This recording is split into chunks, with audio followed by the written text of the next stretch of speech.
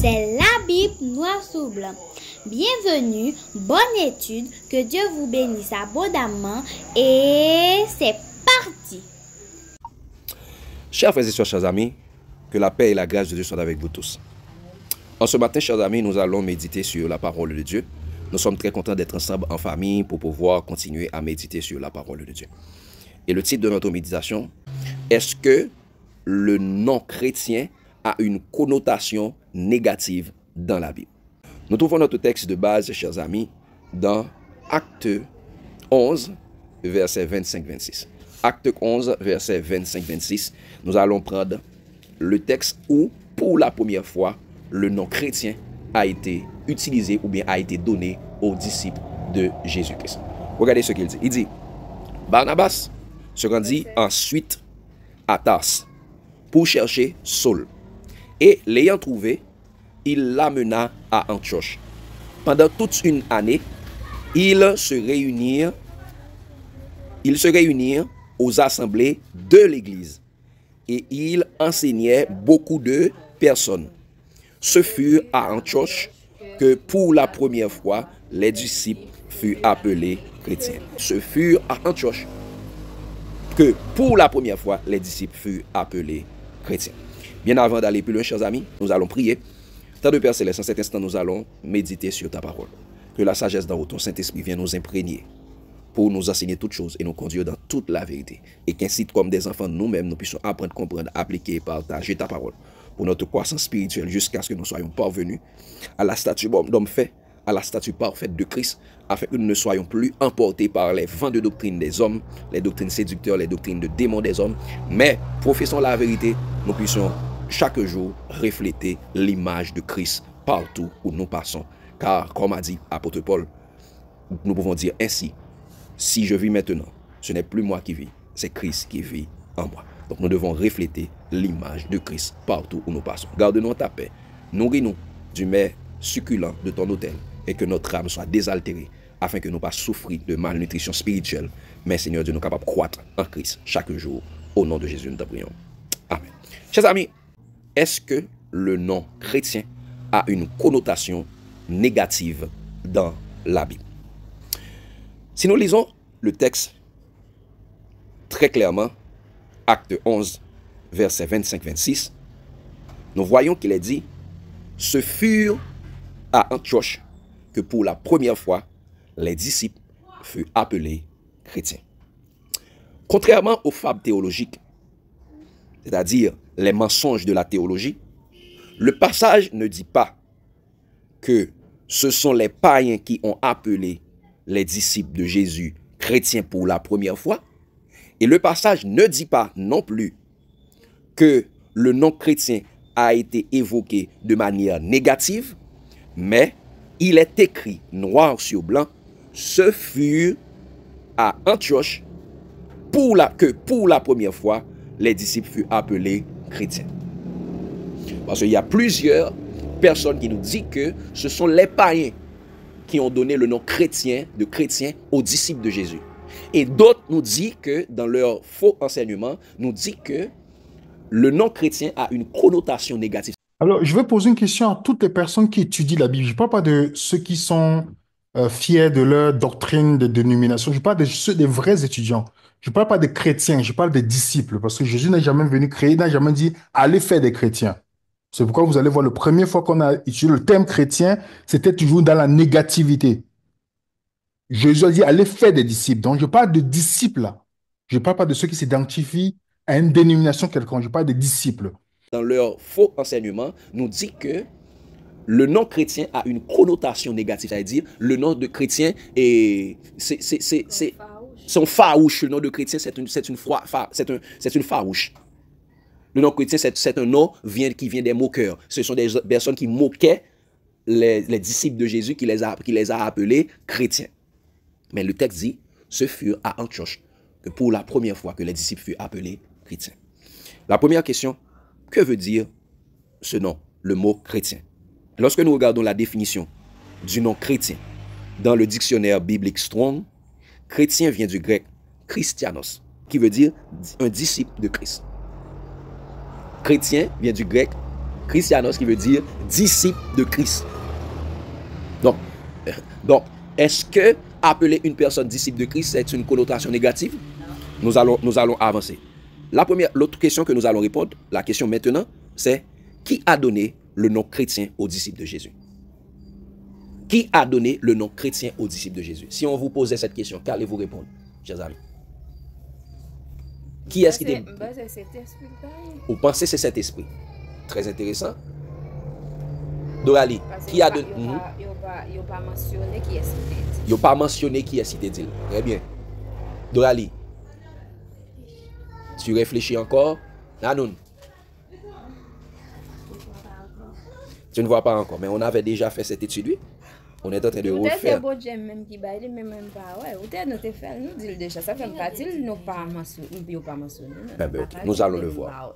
Nous allons le voir clairement aujourd'hui, chers amis, qui a donné le nom de chrétien aux disciples de Jésus. Chers amis, il est extrêmement important quand nous faisons une étude pour nous maîtriser, regarder, pour ne pas quitter, n'oublier, afin que pour les hommes, parce que pour les vents doctrines à venir, pour vents de doctrine, ça ne va pas porter nous aller. Parce qu'il y a plusieurs vents de doctrine dehors qui va ébranler notre foi au point s'il était possible de séduire même les élus. Chers amis, qui a donné le nom de chrétien aux disciples de Jésus? Dans le même passage de Acte 11, où le nom chrétien a été donné pour la première fois aux disciples de Jésus, tout de suite après, dans le verset suivant, on voit qu'il est dit que en ce temps-là, il y avait des prophètes qui prophétisaient par l'Esprit. Regardez, chers amis, verset toujours Acte 26, Acte 11, verset 26 à 28. Regardez ce qu'il a dit. Il dit, et l'ayant trouvé, parlant de Barnabas qui a trouvé Saul, il dit, et l'amena à Antioche, pendant toute une année, il se réunit aux assemblées de l'église et il enseignait beaucoup de personnes. Il dit, ce furent à Antioche que pour la première fois, les disciples furent appelés chrétiens. Regardez ce qu'il dit. Il dit, en ce temps-là, il dit, le même temps où les disciples furent appelés chrétiens, il dit, en ce temps-là, des prophètes descendirent de Jérusalem à Antioche. L'un d'eux, nommé Agabus, se leva et annonça par l'Esprit qu'il y aurait une grande famille sur toute la terre. Elle arriva en effet sous Claude. Il dit, chers amis, si en ce temps-là, où les disciples de Jésus furent appelés chrétiens pour la première fois, il y avait des prophètes qui prophétisaient par l'Esprit, cela veut dire aussi que c'est l'Esprit de Dieu lui-même qui a inspiré le nom de chrétien aux disciples de Jésus. C'est l'Esprit lui-même, parce qu'il y avait dans l'église d'Antioche des hommes qui prophétisaient. Car, chers amis, nous savons que en ce temps-là, le Saint-Esprit savait parler directement dans les assemblées des disciples de Jésus.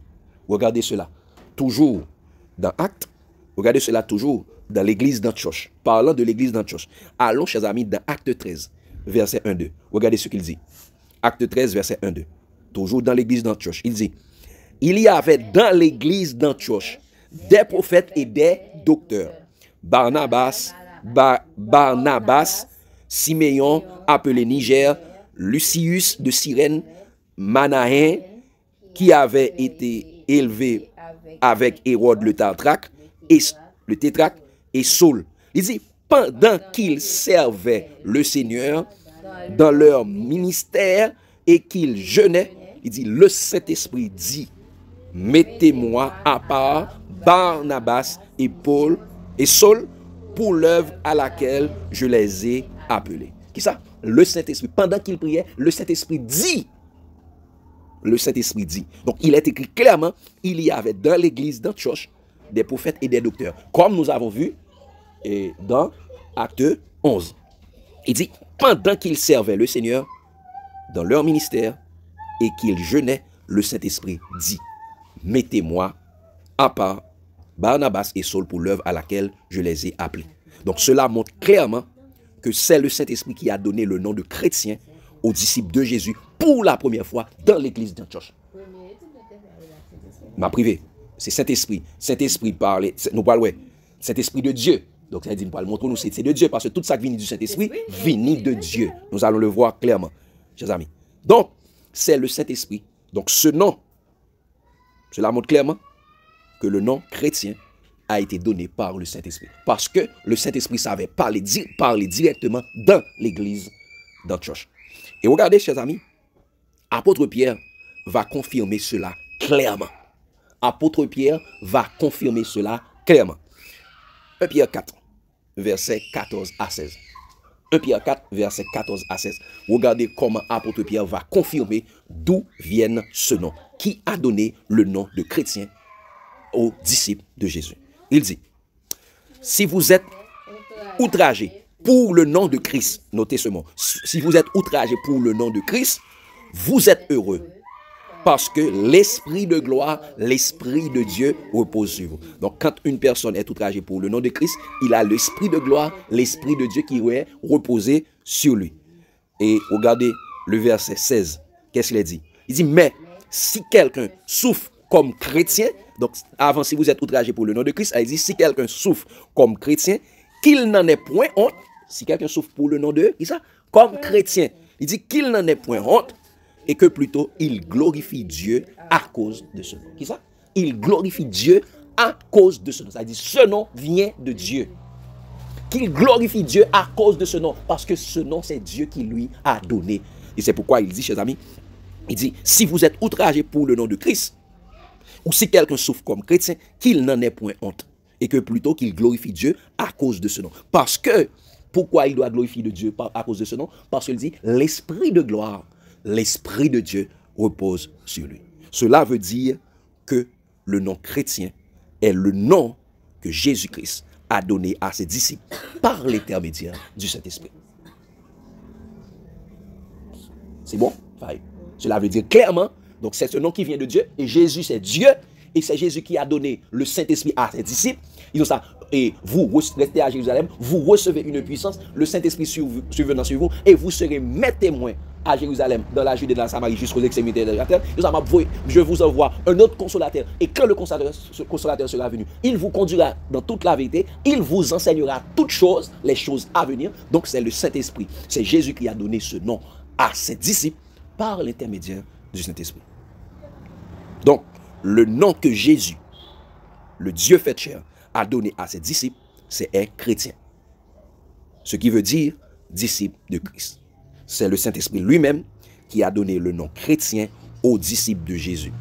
Si vous êtes outragés pour le nom de Christ, ou si quelqu'un souffre comme chrétien, qu'il n'en ait point honte, et que plutôt, il glorifie Dieu à cause de ce nom, parce que ce nom vient de Dieu. Et parce que l'Esprit de Dieu, l'Esprit de gloire, repose sur lui. Donc chrétien, c'est le seul nom qui vient de Dieu. Car c'est le seul nom qui est mentionné ou qui est écrit dans la parole de Dieu. Il y a plus de 3 témoins pour prouver cela.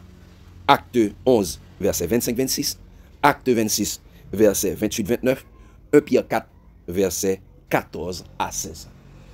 1 Pierre 4, verset 14 à 16. Donc cela veut dire aussi, lorsque Jésus-Christ nous dit dans Matthieu 28, verset 19-20, allez, faites de toutes les nations des disciples, les baptisant au nom du Père, du Fils et du Saint-Esprit, et enseignez-leur quoi? À observer tout ce que je vous ai prescrit. C'est moi qui vous ai prescrit, tout ce que je vous ai prescrit. Et voici, attendez ça Jésus dit, et voici, je suis avec vous tous les jours, dans votre assemblée, là où 2 ou 3 sont assemblés en mon nom, je suis au milieu d'eux, et je suis avec vous tous les jours, jusqu'à la fin du monde. Cela veut dire, aller faire de toutes les nations des disciples, c'est aller faire de toutes les nations des chrétiens. Parce que Jésus est dans toutes les assemblées chrétiennes. Dans toutes les assemblées des disciples, là où 2 ou 3 sont assemblés en mon nom, je suis au milieu d'eux. Là, vous enseignez ma parole, je suis au milieu. Je suis avec vous tous les jours.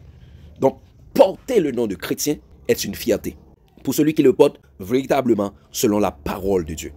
Chers amis, prenez garde au faux docteur qui dit que ce nom a une connotation négative dans la Bible. C'est faux et archi faux. Ça allait dire quelque chose. Ça. Oui, c'est parce que Agrippa te dit Paul. Oui, nous parlons. Est-ce que vous pas dire sauf verset ça nous parlons lire verset ça exactement. Nous allons le lire exactement. Donc, chers amis, ces hommes-là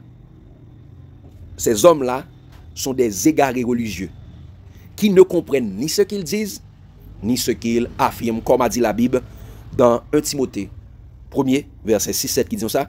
Quelques-uns s'étant détournés de ces choses, se sont détournés de la foi, se sont détournés de la parole de Jésus, se sont égarés dans de vains discours, dans de vaines prédications, dans de vains enseignements.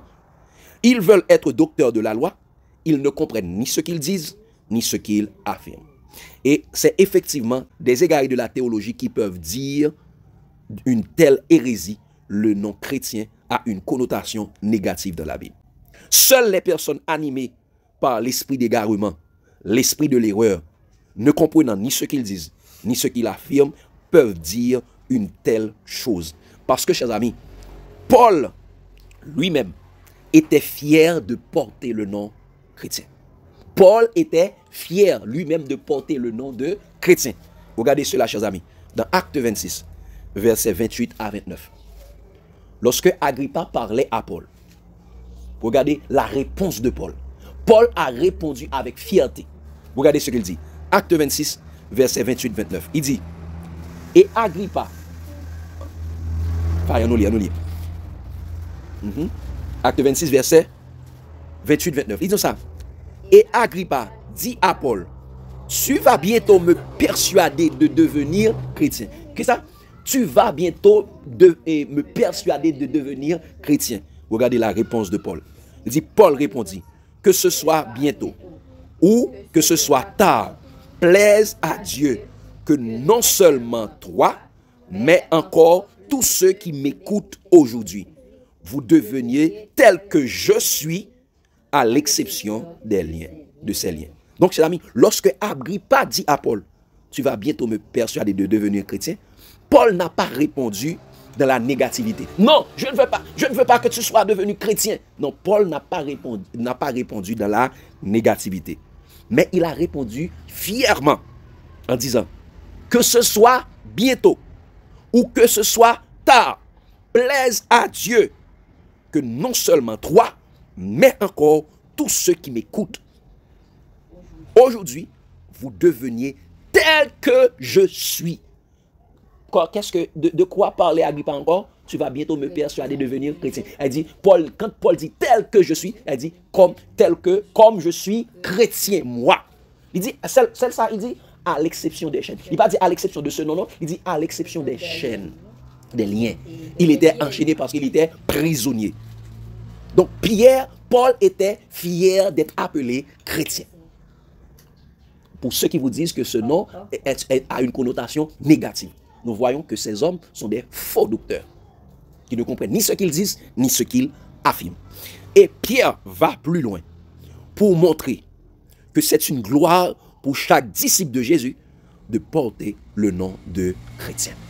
C'est une gloire pour chaque disciple de Jésus de porter le nom de chrétien. Comme nous l'avons lu, chers amis, dans 1 Pierre 4, verset 16, il dit ça, si quelqu'un souffre comme chrétien, qu'il n'en ait point honte, et que plutôt il glorifie Dieu à cause de ce nom. Qu'est-ce ça? Il glorifie Dieu à cause de ce nom, parce que c'est une gloire pour un disciple de porter le nom de chrétien, c'est-à-dire disciple de Christ. Donc, contrairement à ceux qui se basent sur des fables théologiques, c'est-à-dire les mensonges de la théologie, pour discréditer le nom biblique des disciples de Jésus-Christ chrétiens, les vrais apôtres de Jésus étaient fiers, se sentaient heureux de porter ce nom. Car ils savaient que ce nom venait directement de Dieu par le Saint-Esprit. C'est pourquoi l'apôtre Pierre dit, si quelqu'un souffre comme chrétien, qu'il n'en ait point honte, et que plutôt il glorifie Dieu à cause de ce nom. Il ne glorifie pas les hommes, non, il glorifie Dieu parce que ce nom vient de Dieu. Donc, chers amis, prenez garde aussi aux séducteurs qui, pour blasphémer le nom des disciples de Jésus-Christ, c'est-à-dire chrétiens, associent ce nom biblique au nom des églises impudiques de Babylone. Parce que Babylone est pleine de noms de blasphèmes selon Apocalypse 17, verset 3 à 5. Ce nom de mystère, ce nom plein d'églises de blasphème. Et mes chers amis, le nom chrétien n'a pas de préfixe ni de suffixe. Qu'est-ce que j'ai dit, chers amis? Le nom de chrétien n'a pas de préfixe ni de suffixe. Qu'est-ce que ça veut dire? Qu'est-ce que ça veut dire, Dora? Quand un nom n'a pas de préfixe ni de suffixe. Qu'est-ce que ça veut dire, Dorali? Préfixe et suffixe. Préfixe, Nanoun? Il y a quelque chose avant le mot, il y a quelque chose après. Exactement. Préfixe, ça dit c'est quelque chose qui vient avant. Préfixe, un mot qui vient avant le mot. Suffixe, c'est un mot qui vient après le mot. C'est ça, les suffixes. Et, chers amis, il faut prendre garde aux fables et aux amalgames théologiques des religieux par rapport au nom. Par exemple, il dit judéo-chrétien. Judéo-chrétien. Et chrétien, qui ça judéo a représenté là? Il représente un judéo-chrétien. Il représente un préfixe. Judéo-chrétien. Ce mot n'existe pas dans la Bible. Judéo-chrétien. Soit tu es juif, soit tu es chrétien. Tu ne peux pas être juif et chrétien à la fois. Parce que juif, c'est celui qui suit le judaïsme. Chrétien, c'est celui qui suit Jésus-Christ. Ou d'autres personnes vous disent chrétien catholique. Chrétien catholique. Que représente le catholique lui-même? Il représente un suffixe. Le mot chrétien catholique n'existe pas dans la Bible. Les noms catholiques, protestants, pentecôtistes, baptistes, méthodistes, adventistes, témoins Jéhovah, armée céleste et autres, ces noms n'existent pas dans la Bible. Il n'y a aucun endroit de la Bible où elle est écrite judéo-chrétien, chrétien catholique, chrétien protestant, chrétien adventiste, chrétien pentecôtiste, chrétien baptiste, chrétien. Non, ce mot n'existe pas. Ce sont des séducteurs qui associent ce nom avec les catholiques pour que lorsque les catholiques persécutaient des gens, ils tuaient, ou bien soit les catholiques, ou bien les juifs, persécutaient les disciples, ils les tuaient, on associait cela avec les chrétiens. Cela au clair pour dire que non, à partir de maintenant que nous avons l'information, nous savons que ce sont les chrétiens qui vont combattre l'agneau, ce sont les chrétiens qui sont dans la doctrine de la rébellion, qui part depuis Caïn, qui arrive jusqu'au Sanhédrin et qui continue aujourd'hui. Et Jean est étonné de voir la femme d'Apocalypse 17. Pourquoi? Parce que la femme d'Apocalypse 17, au départ, n'était pas celle qu'elle est devenue. La femme d'Apocalypse 17, au départ, n'était pas cette femme. Et lorsqu'il se rend compte que mais c'est elle qui boit le sang des témoins de Jésus, il se dit, mais... Et l'ange lui dit, ne t'étonne pas, je vais te montrer le mystère de cette femme et tu comprendras qu'à la fin de toute chose, c'est elle qui combattra les vrais témoins de Jésus. Et j'ai dit que dans quelques jours, quelques semaines, quelques mois, si Dieu le veut, ou quelques années, vous allez voir comment toute la chrétienté... Lorsque les catholiques ont tué plus de 50 millions de chrétiens, 50 millions de serviteurs de Dieu, à cause que ces gens ne voulaient pas se soumettre à leur pape, eh bien, on attribuait cela. On dit que c'est les catholiques, eh bien, ce sont les chrétiens qui l'ont fait. Non, c'est le christianisme qui l'a fait, c'est les catholiques qui l'ont fait, mais ce n'est pas les chrétiens. Donc, prenez garde aux amalgames. Chrétien est sans suffixe ni préfixe. Donc, chers amis, tous ces noms viennent de la grande apostasie, c'est-à-dire l'abandon de la foi de Jésus, pour s'attacher aux doctrines séducteurs, aux doctrines de démons de la théologie des sectes religieuses. Et tous ces noms sont des noms ajoutés par des hommes sous l'inspiration satanique. Car Jésus nous a dit, tout ce que votre parole soit oui, oui, non, non. Tout ce qu'on ajoute vient du diable, vient du malin. Donc, ces noms, les hommes veulent que vous abandonniez le nom que de Christ vous a donné dans sa parole, le nom qui est écrit dans la Bible, pour que vous adoptiez leur nom dénominationnel. Tout comme avant, les gens étaient des serviteurs de Dieu. Eh bien, ils ont transformé les gens en pharisiens, en sadducéens, en hérodiens, en zélotes, en esséniens, en nazaréens, ainsi de suite, pour qu'ils puissent abandonner le nom de Christ. Et, chers amis, je vais vous faire voir quelque chose de très important. Regardez cela.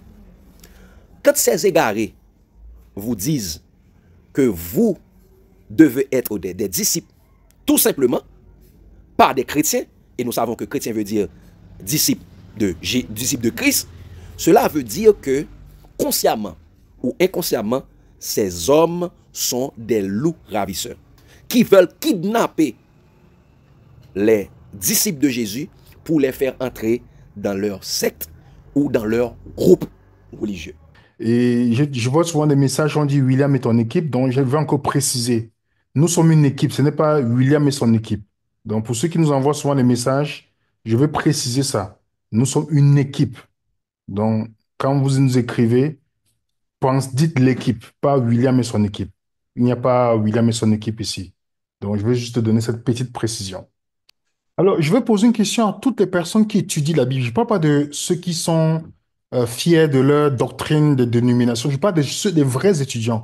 Je ne parle pas des chrétiens, je parle des disciples. Parce que Jésus n'a jamais venu créer, il n'a jamais dit allez faire des chrétiens. C'est pourquoi vous allez voir, la première fois qu'on a utilisé le terme chrétien, c'était toujours dans la négativité.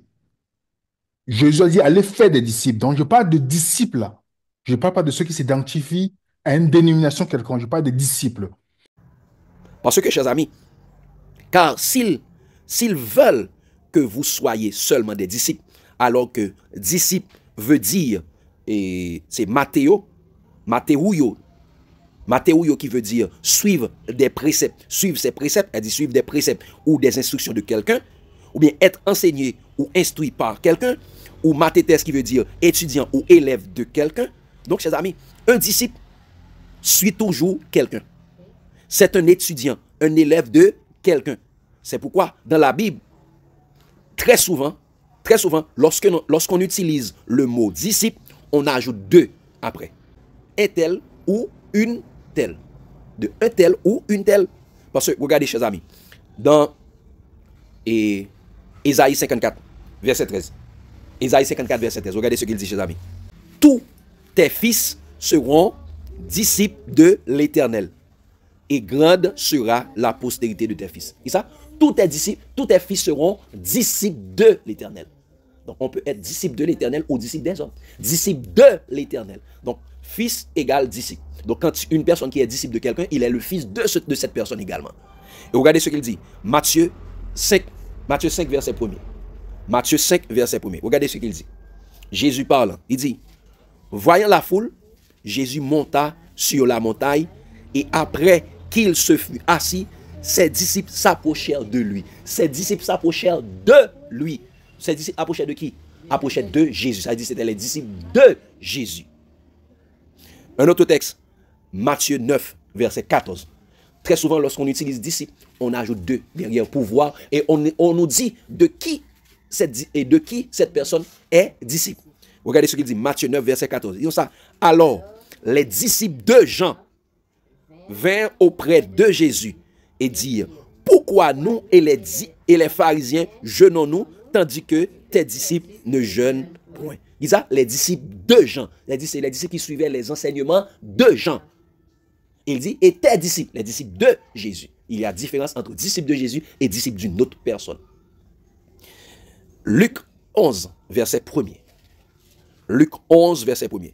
Très souvent, lorsqu'on utilise des disciples, on dit de qui cette personne est disciple. Soit d'une groupe de personnes, soit d'une personne. Soit de courant de pensée, soit d'une... Il dit, Luc 11, verset 1er, Daniel. Luc 11, verset 1er. Il dit ça. Jésus priait un jour en un certain lieu.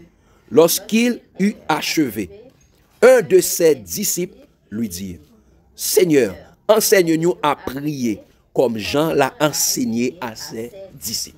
On peut être, si on est disciple, on doit être disciple de quelqu'un.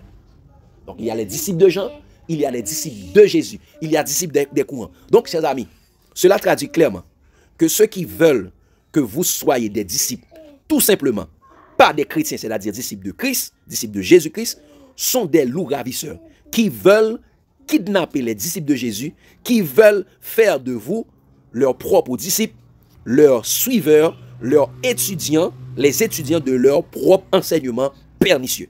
Regardez ce qu'il dit dans Acte 20. Acte 20, versets 29 à 30. Regardez cette mise en garde par le Saint-Esprit, Paul avait donné. Acte 20, verset 29 à 30. Regardez ce qu'il dit. Il dit ça. Je sais qu'il s'introduira parmi vous après mon départ des loups cruels qui n'épargneront pas le troupeau, et qu'il s'élèvera du milieu de vous des hommes qui enseigneront des choses pernicieuses pour entraîner les disciples après eux. Qui ça? Ils enseigneront des choses pernicieuses, des enseignements pernicieux pour entraîner les disciples après eux. Ils veulent kidnapper, ils veulent voler. Ce sont des loups cruels, des loups ravisseurs qui veulent kidnapper les disciples de Jésus. Ils enseignent des choses, qui ça? Des choses pernicieuses. Des sectes. Et regardez, Pierre va le dire également dans 2 Pierre 2, verset 1 à 3. 2 Pierre 2, verset 1 à 3. Il est dit, chers amis, il y a eu parmi le peuple de faux prophètes. Et il y aura de même parmi vous de faux docteurs qui introduiront quoi? Des sectes pernicieuses. Qui introduiront quoi? Des sectes pernicieuses. Les sectes, les dénominations, les hérésies pernicieuses, ils ont ça. Et qui, reniant le maître qui les a rachetés, attireront sur eux une ruine soudaine. Regardez le verset 2. Il dit, plusieurs les suivront dans leur dissolution et la voie de la vérité sera calomniée à cause d'eux. Plusieurs les suivront, c'est-à-dire, ils entraîneront plusieurs disciples après eux. Parce que suivre veut dire, un suiveur, c'est un disciple. Plusieurs les suivront dans leur dissolution et la voie de la vérité, la voie de Jésus, la voie de la parole de Dieu sera calomniée à cause d'eux. Il dit ça, par cupidité, ils trafiqueront de vous au moyen de leurs paroles trompeuses, eux que menace depuis longtemps la condamnation et dont la ruine ne sommeille point. Donc, chers amis, ces hommes veulent que vous ne soyez plus des disciples de Jésus pour que vous soyez leurs propres disciples, leurs étudiants, qui étudient seulement leur doctrine, leur hérésie.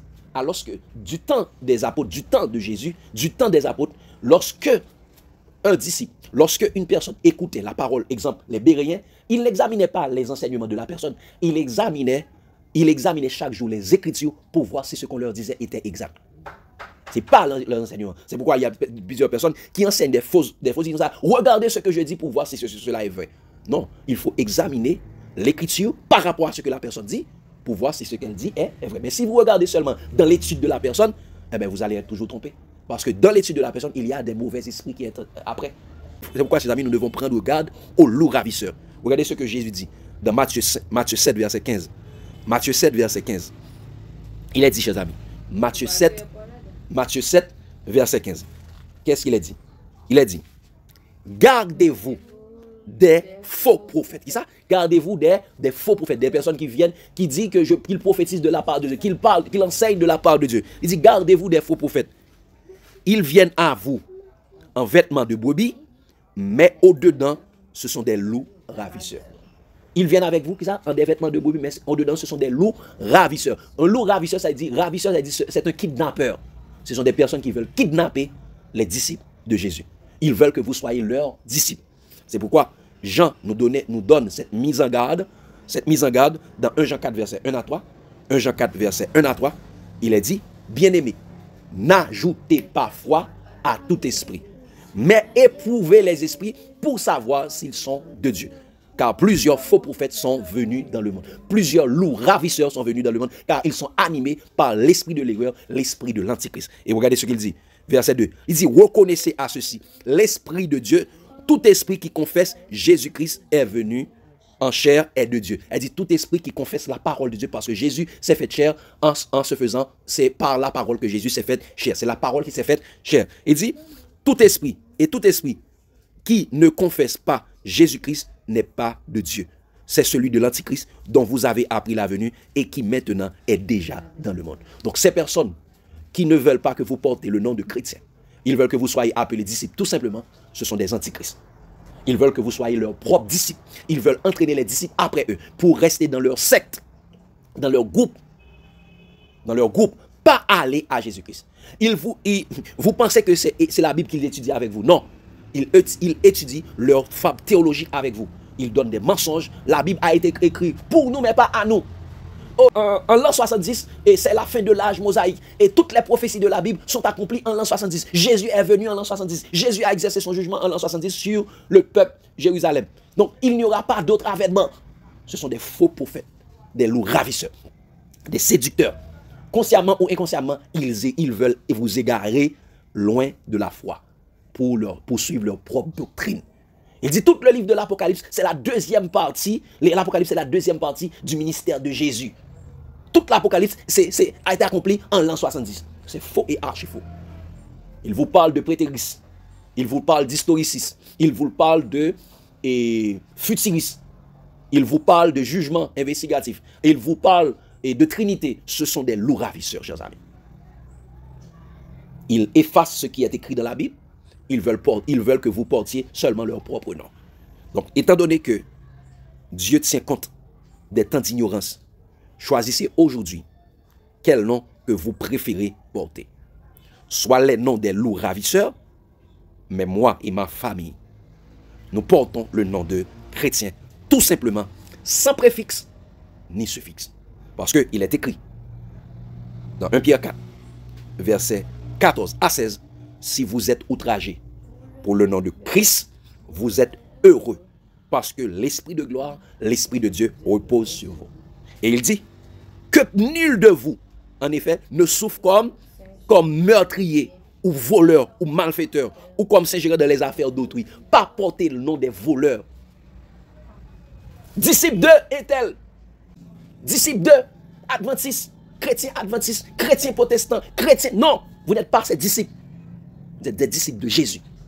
Que nul de vous ne souffre comme voleur ou s'ingérant dans les affaires d'autrui. Pas quitter moun faut porter, vous portez disciples pour seulement étudier leur propre doctrine, leur propre enseignement. Ce sont des loups ravisseurs, des faux prophètes, consciemment ou inconsciemment. Ces hommes doivent se repentir. Je le dis haut et fort. Ces hommes-là, j'ai entendu dire que le nom chrétien a une connotation négative dans la Bible. C'est faux et archi faux. C'est un faux prophète. Tous les théologiens qui disent la même chose sur plusieurs groupes, sur plusieurs, et dans leurs écrits, dans leurs articles, ces hommes-là doivent se repentir. C'est pourquoi ils se basent ces derniers temps sur des écrits théologiques. C'est pourquoi ils affirment ces hérésies.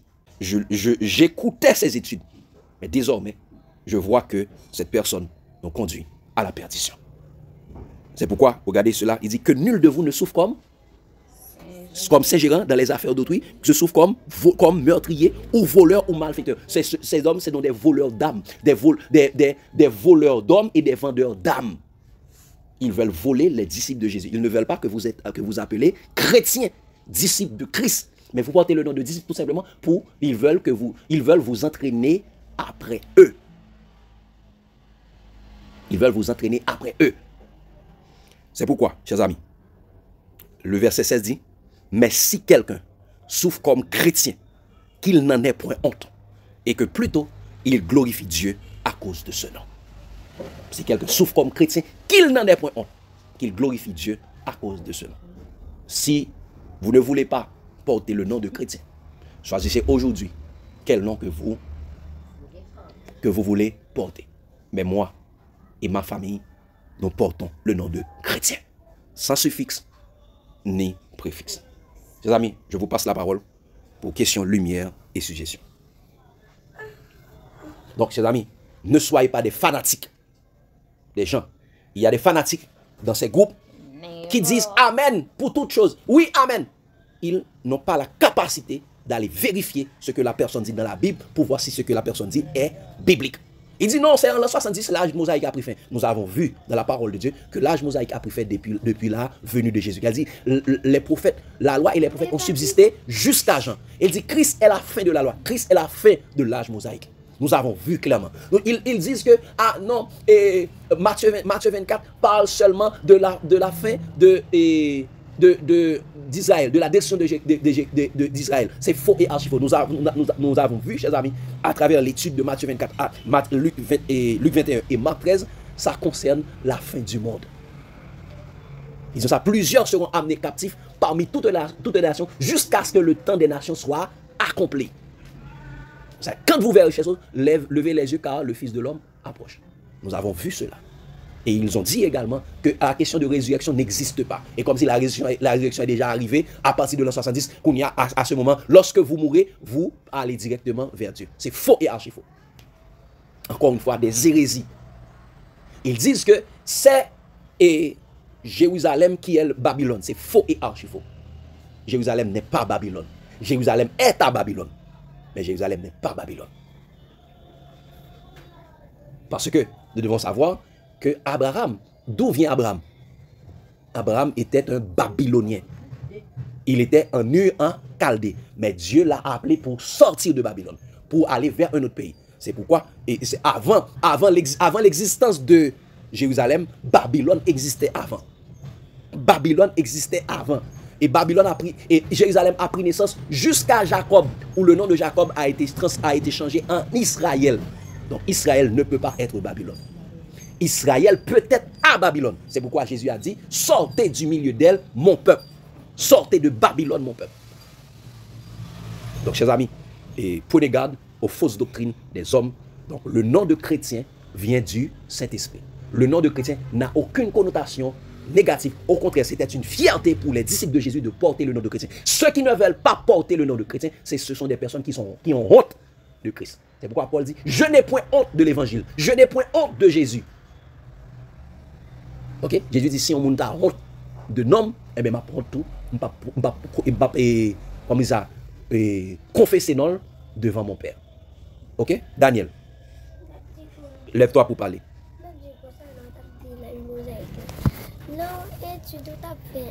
Parlez fort.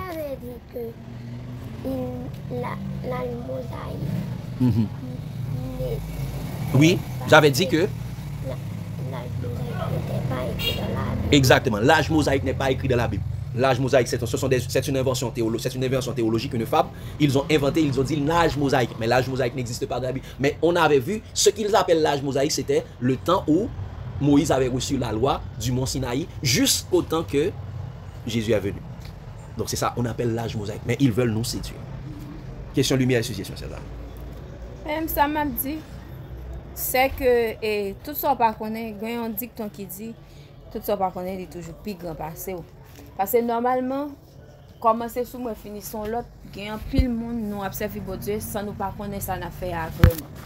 On monde vient prêcher nous juste comme si tant de ça, il dit nous, il y a quelques bagages, nous, soit disant, les comprendre, et puis, soit le convaincre nous, ou bien tout comme nous pas de le choix, nous pas de côté, nous te qu'on marcher. En pile non nous juste accepter à ça dire mais il y a un pile bagaille tout nous pas comprendre. Parce que même songer l'aime l'église comme si il y a des études qu'on a fait, qu'on a dit une série de mots comme moi même déjà dans l'assemblée, déjà dans secte, déjà fait partie de religion ça, moi juste accepter sans pas comprendre. Il y a un bagaille qui monte dans l'esprit. Moi j'ai été gagné en étude en leçon yo t'a fait et puis t'es gagné et ben c'est sur apôtre Paul yo t'ai fait le leçon t'as tourné autour de thème apôtre Paul te la donne et puis gon monde qui pose une question mais elle pose question c'est que et Paul te get converti et puis mon nan dit Saul et gon monde qui compare dit non pas dit et Saul parce que Saul là c'est l'elle te converti il te gagne non ça l'elle converti c'est Paul qui te venu. C'est ça fait dit comme ça depuis ou pas connaît un bagage comme si moun nan la manipulé ou. Les moun nan dit un bagage depuis ou pas connaît ça lui même li dit c'est lui qui vrai. C'est ça fait li toujours bon même Jean la Bible toujours a exhorter nous pas dire amen à tout ça on moun dit les dit un bagage ou même aller à vérifier parce que la Bible là li disponible disposé pour tout le monde à vérifier. Quand y a les moun nan dit non moi même nan penser Saul là c'est l'élite on persécuteur vraiment moi pense c'est lui et comme ça c'est jusqu'après les moi même nous venons étudier la Bible moi ouais yo dit non en tout côté yo dit Saul yo dit Paul c'est même non a pas changé à part de Abraham moi ouais dans la Bible littéralement et Abraham et puis bon Dieu te dit que ça il vient relé Abraham avec Jacob qui Jacob Jacob il te dit Israël Sarah vini Sarah moi pas ouais yo dit ça pour apôtre Paul mais faut li ou t'appeler faut li ou appeler pour ouais les on monde dit on bagage depuis ou même ou pas li pour te Lazare ou penser c'est ça avec Simon avec Simon j'étais relé Simon là Jésus vini Jésus relé Pierre tu seras Pierre. OK donc la Bible dit clairement là on change nom monde yo dit clairement oui donc mon cap non ça vient de pas rien mon ça vient de connotation négative c'est faux et nous voyons que dans l'église d'Antioche le Saint-Esprit qu'on parler directement. Donc c'est le Saint-Esprit lui-même qui a donné le nom chrétien aux disciples de Jésus. C'est Jésus lui-même par son Saint-Esprit. Car Jésus dit ça, je suis avec vous tous les jours jusqu'à la fin du monde. Donc mettez pour moi à part Paul et Barnabas. Donc, le Saint-Esprit savait parler. Il dit Saul. Saul. Il dit Paul. Ok? Donc nous devons savoir que, et Pierre nous montre que si quelqu'un souffre comme chrétien, qu'il n'en ait point honte. Au contraire, qu'il glorifie Dieu à cause de ce nom. Parce que ce nom vient de Dieu. Donc, chers amis, nous nous arrêtons là. Prenez garde aux loups ravisseurs, aux faux docteurs, aux faux enseignants, aux vains discoureurs, égarés par la théologie des hommes. Que Dieu vous bénisse abondamment. L'amour de Christ nous presse. Amen.